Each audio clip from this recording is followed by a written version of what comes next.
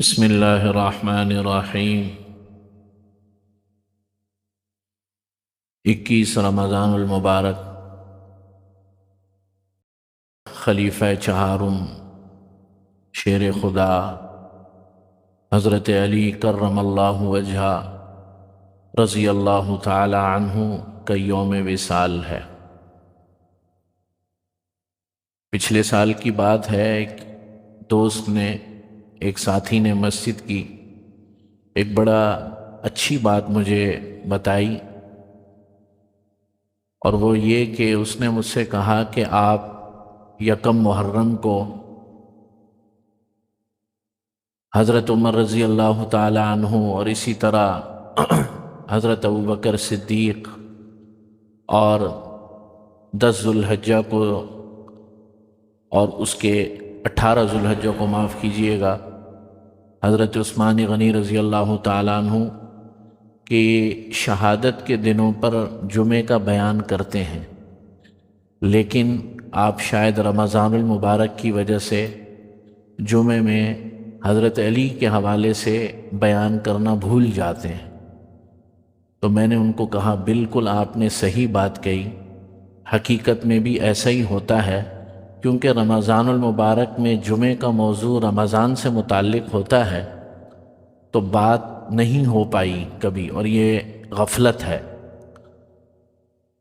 خلیفہ چہارم حضرت علی رضی اللہ تعالی عنہ نبی کریم صلی اللہ علیہ وسلم کے انتہائی معتمد صحابی ہیں، اور اسلام میں ہمارے یہاں اہل سنت والجماعت میں متفقہ عقیدہ ہے کہ انبیاء کرام علیہم الصلاۃ والتسلیمات کے بعد سب سے افضل ترین جماعت صحابہ کی جماعت ہے، اور صحابہ میں افضل ترین صحابہ میں حضرت ابوبکر، حضرت عمر، حضرت عثمان غنی اور حضرت علی رضوان اللہ علیہم اجمعین بالترتیب افضلیت رکھتے ہیں۔ حضرت علی رضی اللہ تعالی عنہ کی فضائل اور ان کے مناقب اتنے کثیر ہیں، اتنے زیادہ ہیں کہ یہاں ایک مختصر سی بات میں اس کا احاطہ تو کیا، اس کا 1% بھی شاید پورا کرنا ممکن نہیں ہے، لیکن چند ایسے ان کے اعزاز جو کہ واقعتاً قابل قدر ہیں، ان کا بیان کر دینا انشاءاللہ تعالی فائدے سے خالی نہیں ہوگا۔ غزوہ خیبر کے موقع پر مشہور واقعہ ہے، نبی کریم صلی اللہ علیہ وسلم نے فرمایا کہ کل یعنی خیبر کی فتح کے دن میں جھنڈا اس شخص کے ہاتھ میں دوں گا کہ جس سے اللہ محبت رکھتے ہیں اور وہ اللہ سے محبت رکھتا ہے۔ صحابہ فرماتے ہیں ساری رات ہماری آنکھوں میں کٹ گئی اس تڑپ کے اندر کہ نبی کریم صلی اللہ علیہ وسلم ہمیں جھنڈا عطا فرما دیں، کہ ہمیں یہ سند حضور کی زبان سے عطا ہو جائے کہ اللہ ہم سے محبت رکھتا ہے۔ اگلے دن صبح کو آپ علیہ الصلاۃ والسلام نے فرمایا علی کہاں ہے؟ فرمایا کہ ان کی آنکھ میں درد ہے، یشتکی عینو، ان کی آنکھ میں تکلیف ہے، آرام کر رہے ہیں۔ حضور نے فرمایا علی کو بلاؤ۔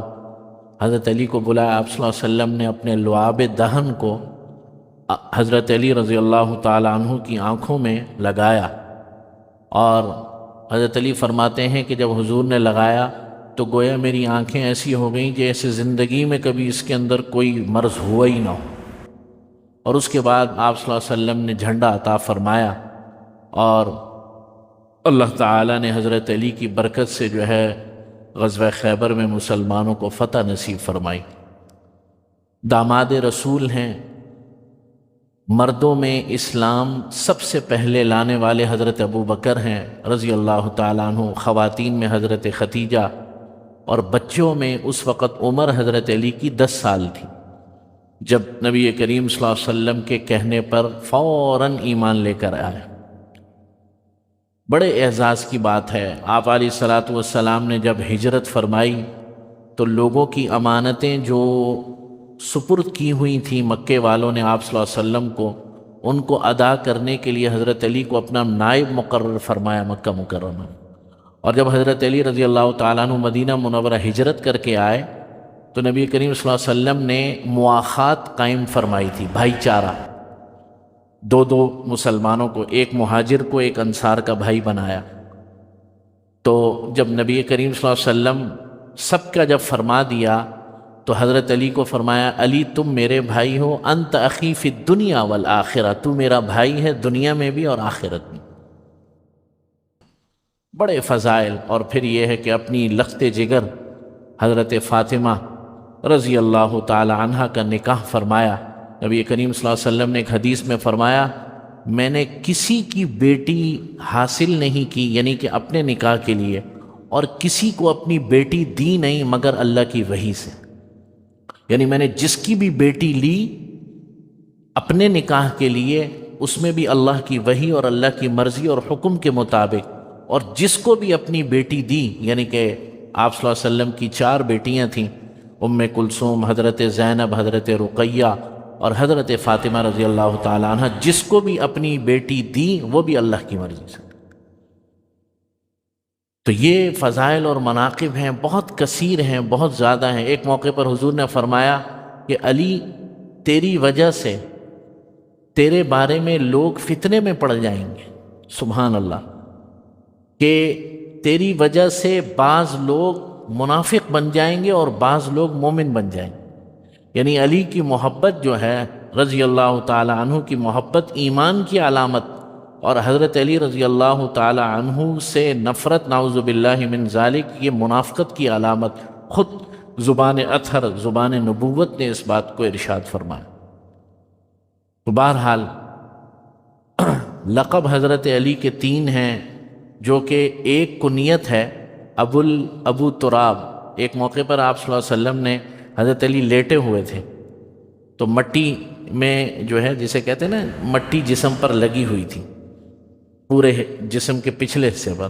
تو آپ صلی اللہ علیہ وسلم نے پیار سے ایک ٹھوکر جسے مارتے ہیں نا پاؤں سے، پیار سے ایسے کر کے، قم یا ابا تراب، اٹھ جاؤ، تراب مٹی کو کہتے ہیں۔ تو عربوں میں رواج تھا جو جس چیز کے ساتھ زیادہ منسلک ہوتا ہے تو وہ کنیت بنا دی جاتی۔ تو حضرت علی فرماتے ہیں مجھے سب سے زیادہ محبوب کنیت جو ہے وہ یہ ہے، ابو تراب مجھے جو کہتا ہے مجھے سب سے زیادہ اچھا لگتا ہے، اس لیے کہ نبی کریم صلی اللہ علیہ وسلم نے مجھے کنیت عطا فرمائی تھی۔ پھر آپ علیہ الصلاۃ والسلام کا جو شجرہ نسب چلا ہے، جو نسل چلی ہے، وہ حضرت فاطمہ بنت محمد صلی اللہ علیہ وسلم، یعنی حضرت علی رضی اللہ تعالی عنہ کے ہی گھر سے جو ہے آپ صلی اللہ علیہ وسلم کا شجرہ نسب چلا ہے۔ 3 لوگ تھے، 3 لوگ، عبد الرحمن ابن ملجم اور بکر بن عبداللہ تمیمی، اور تیسرے کا اس وقت نام میرے ذہن میں نہیں ہے۔ یہ 3 لوگ تھے، انہوں نے خانہ کعبہ کے اندر قسم اٹھائی کہ ہم نے 3 لوگوں کو قتل کرنا ہے۔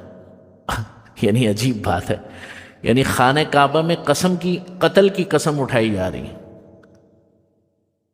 اور تاریخ طے کی کہ 17 رمضان المبارک کو ایک نے قتل کرنا ہے حضرت علی کو، ایک نے قتل کرنا ہے حضرت معاویہ بن ابی سفیان رضی اللہ تعالیٰ عنہ کو، اور ایک نے کرنا ہے حضرت عمر بن العاص کو۔ ایک کوفے میں تھے حضرت علی، اور حضرت عمر بن العاص مصر میں تھے، اور حضرت معاویہ جو ہے وہ دمشق میں تھے، شام۔ تو تینوں نے یہ قسم اٹھائی کہ 17 رمضان المبارک کو فجر میں تم اپنے ٹارگٹ کو اچیو کرنا، یعنی تینوں نے اپنے ٹارگٹس باندھ لی۔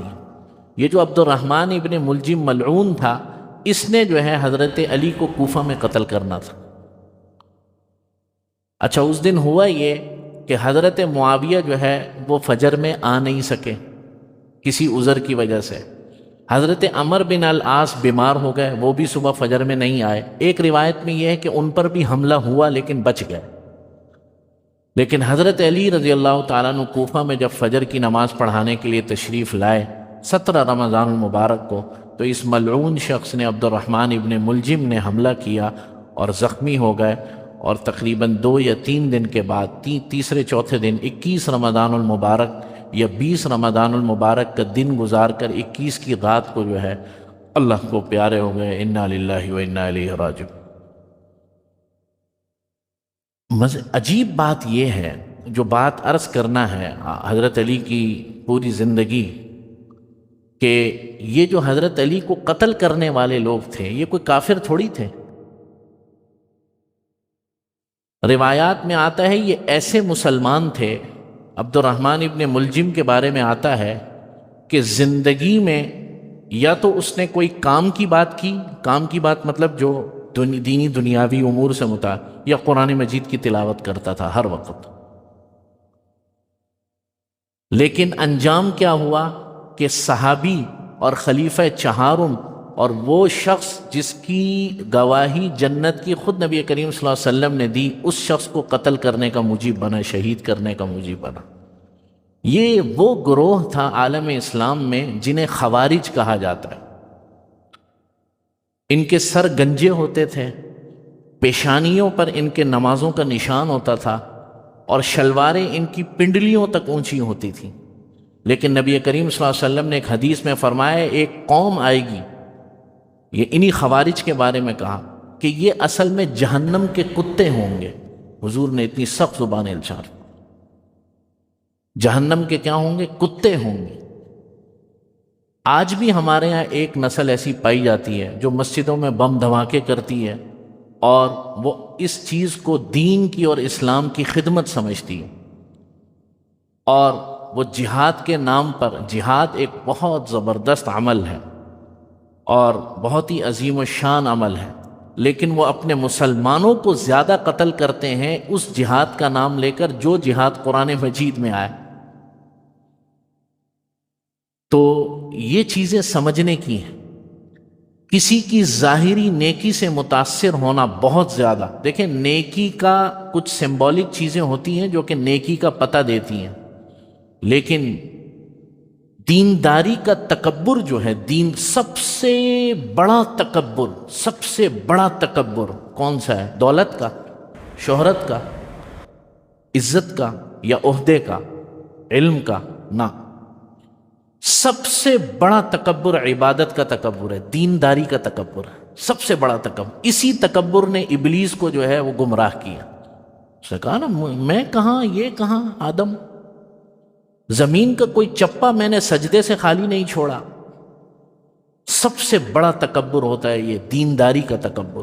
جب یہ دینداری کا تکبر اپنی انتہاؤں تک پہنچتا ہے تو دین بھی ختم ہو جاتا ہے، وہ دین کو اپنے تابع کر لیتا ہے۔ اسی لیے تو صحابی رسول کو قتل کرنے کے بعد کہہ رہے ہیں ہم نے تو بہت اچھا کام کیا۔ پیغمبر کی اولاد کے باپ کو، پیغمبر کے داماد کو قتل کیا جا رہا ہے، اور یہ کون کر رہا ہے؟